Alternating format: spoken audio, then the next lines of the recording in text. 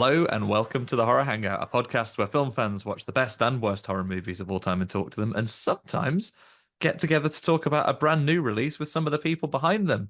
My name is Andy Conduit-Turner, and today I am joined by Ryan Kruger, director of Street Trash, a new spin on the 1987 movie of the same name, currently available on digital platforms via Cineverse.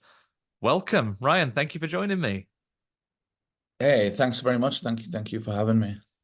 Um, really exciting to see Street Trash. Let's get before we get into the film itself and talk about that.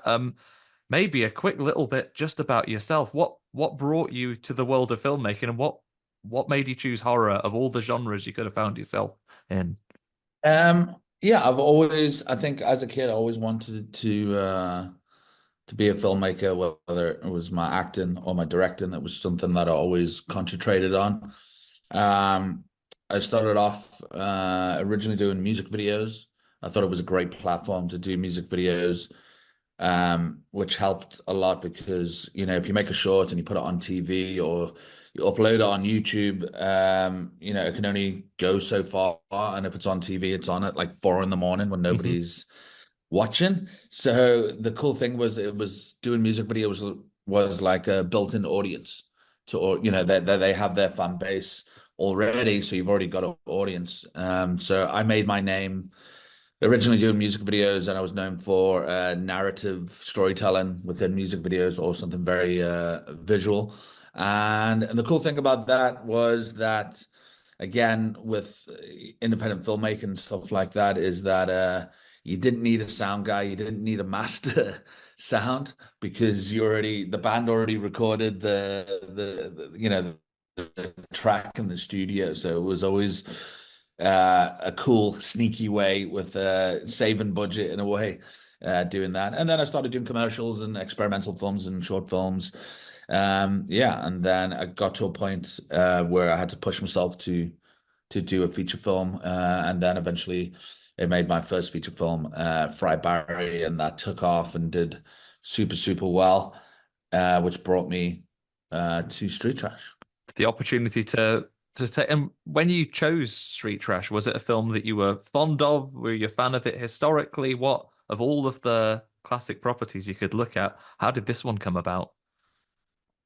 Well, I always liked, as you were mentioning before, I do love horror, and I do love just dark and edgy films, I guess. But I also love all genres. I don't want to get, just boxed into certain stuff. But I do like the dark and edgy side of things. I was a fan of the original Street Trash. So when I was approached by the producers to do the film, at least I knew what the film was, and I was like, Hmm. oh, okay, that's really cool. And then my biggest thing was to do my own, do my own thing, keep away from the original film in such a way that respect the original film. I actually wanted this film was more of a sequel Hmm. than a reboot or a remake. I mean, we even mentioned the first one in this film. So yeah, so it was very much like what did everybody love about the original, and then bring that to this film, but have my own original stamp on it as well at the same time.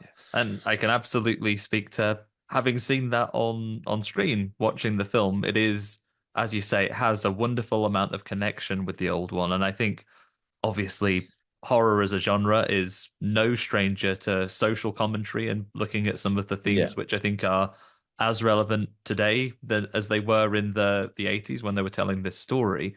And I absolutely. think it connects so nicely. For those who haven't heard much about Street Trash, I have the synopsis for you of this version.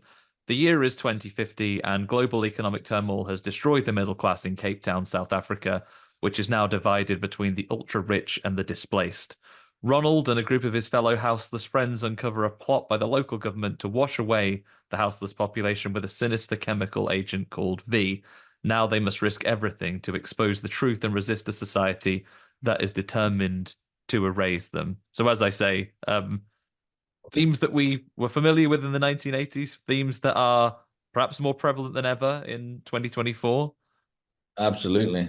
Absolutely. I think it's always good to um, obviously have a good, strong story, but just lay it. And if you can fit some social commentary in there and where we are today in the world and what we've been through with whether it's COVID or the aftermath after COVID, I think we've all experienced it somewhat, and at the same time, it's the homeless thing as well. It's Yeah, actually pretty crazy everywhere around the world now. And it's that whole government controlling people, and it's obviously, a lot of people lost their jobs and their homes, during and after COVID. So yeah, there's a lot of social commentary, but I always say, I think it's cool to put those things in. Some people pick it up, some people don't, but at the still at the end of the day, it's a melt movie. Don't take yeah, it too seriously. But I do put those things in there for people that will pick it up. But apart from that, it's some people do take things a little bit too seriously, yeah. or but at the same time, at the end of the day, it is a movie. It is a fun movie. Watch it with your friends and just have fun with it. But And yeah, can absolutely attest to that as well. You mentioned the calling it a melt movie. I think if you're a fan of practical effects, taking those to the extreme as well, and really seeing what you can do with wonderful over the top practical effects. I don't want to spoil any visuals, but if you like a bit of skin melting, if you like a little bit of people being reduced to absolute puddles by the time you're done with them, then you're in for an this absolute is the film. treat. It looks like you had a lot of fun doing the practical work here. Was that a highlight for you making the movie? Yeah, no, no, absolutely. I mean, as a kid growing up in the 80s and early 90s, it was one of those things where I loved 80s horror films and gore films and melt films. You know, it's such a big part of your childhood. Just Mhm. or going to the video shop and looking at these front covers and going, "Oh, I want to watch this." It just looks so gory, and so yeah, I think it's almost like being a kid again, making this type of film, wanting to make it like very 80s and stuff, and obviously the prosthetics and the goo and all that was a big part of this movie, and to get it right for the fans of the original and for new people that never heard of street trash that are getting introduced to it for the first time. So, Yeah. being an 80s fan, ticking those boxes was vital. Yeah. And you also reunited with Gary Green for this film, your star of Fried Barry. Is he is Gary lining Barry, up to yeah. be a is he going to be a mainstay in your work, or is it just that coincidence put you together again a second time? Oh yeah, no, no, definitely. Yeah, Gary's a good friend of mine, and he'll always pop up somewhere. I do have a script for Fry Barry too that I've worked on here and there, which might be a thing that I might do. I don't know yet. I'm still thinking about it, but it's something I would like to do. But yeah, working with Gary is great, and he had to be in Street Trash. I always cast Gary and put him in obviously the best parts where he will shine the most. Yeah. And he is an offbeat, weird dude. And that's why he's so he's so special. I gotta work with him closely to get what I want because he's not a trained actor. But as I said, if I cast him in the right part and work with him well, he's amazing, and he comes across great. Him and Sokol so far with this movie has been a lot of people love these two characters. Well, you've brought up Sokol now, and I understand that you had a role in that one. I know you've done some work in front of the camera yourself as well, and this time voicing Sokol, were you part of the puppeteering as well, or is it just your vocal talent there? It's just my vocals. The guys that were doing the puppeteering, there'll be one guy with the remote control which will do his eyes, sometimes his mouth, not all the time, but his eyes, and then there was another guy with some of the movement with his arms, with the sticks, and sometimes with his hand, as the puppet turning in his head. So yeah, it was a whole process to get right. And some shots were really difficult to get sometimes because Sokol's neck was like really like thin. Mhm. Um, So once you've got your hand, in the puppet, sometimes you got to watch that the wrist isn't there. So the setup was always had to be perfect and spot on. But we got there, and the guys did a great job in between some of the scenes while they're moving the puppet, and it goes on for so long, or getting the right angle that their arms were your wrists and arms were killing them to get it right. So we had to have like breaks in between. So yeah, I was just doing the voice, so I had it easy sitting there. Well, I say I had it easy. I actually smoked back then when we were shooting the movie. So doing that Sokol voice while smoking like so many times a day, by the end of the day, like my voice was killing me. Oh, sounds like by the sound of it, said you were a smoker. Then has Sokol helped you quit? Then the too much throat Yeah, pain. he's helped me quit. Yeah, I spent some time with him, and he told me to quit. So, He's put you so on the yeah, straight and I'm narrow. better off now. I'm better off without Sokol. Wonderful. So, I mean, we've talked about how this is not necessarily a remake, a reimagining, a sequel, a follow-up to the original. What would you hope that fans of the original would take from seeing this version? Yeah, well, so far it's been awesome because of we've had so many of the fans of the original watch this film, and they've been sitting on the fence about it, and until they've watched it, and they were like, actually, it's really cool. It's cool that it's more of a sequel, and you're not trying to redo the film or anything like that. You've left it alone. I've there's the nods there to the original and respect to the original. We have the blessings of the original filmmakers, and yeah, they so far there's been even at the screening at the New Beverly in LA when we had our world premiere there. I mean, there was a lot of people that watched the movie that were original fans, and they were like they didn't expect to like it, and some of them like it more than the original, which is awesome, which is Yeah. amazing. And some of them were like they were just happy that I didn't try redo it. It was just something different. It was in that same world, and it because of the nods and because it's in the same world, because we shot on 35 millimeter, it just all blended together where it still had that 80s, that 80s sort of feel. Yeah, there's a lot to be said for being able, I think, to capture the essence of a film. You know, we've Yeah. seen far too many a remake which is shot for shot, which is, many would argue is unnecessary. Doing your own thing with something while maintaining that love of the Yeah. original, I think, is the best way to I keep think people I on think board. that's what the thing like as soon as I would as soon as I had the opportunity to do this straight away I was like cool, I have to come up with my own story. I have to do something completely different. So as soon as I got that story I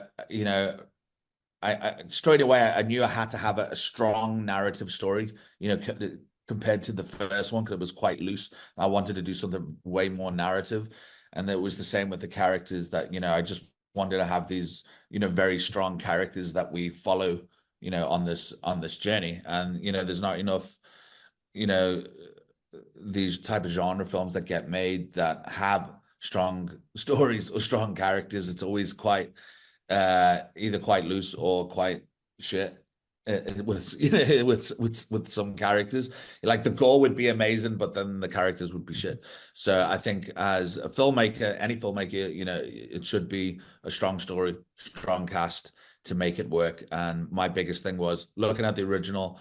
Obviously, the fluorescent, the multicolored goo was a big part of the DNA of Street Trash. So, I had to have that. I had to have in-camera effects with all the prosthetics and, follow a bunch of homeless misfits. And, so you just have to tick those boxes and play homage to the original and keep those original fans happy, which was also me. So I Yeah. also, 'cause normally when I hear of making a remake of a film, I'm always like, no, well, like, why the fuck are you doing that? Just Yeah. leave it alone.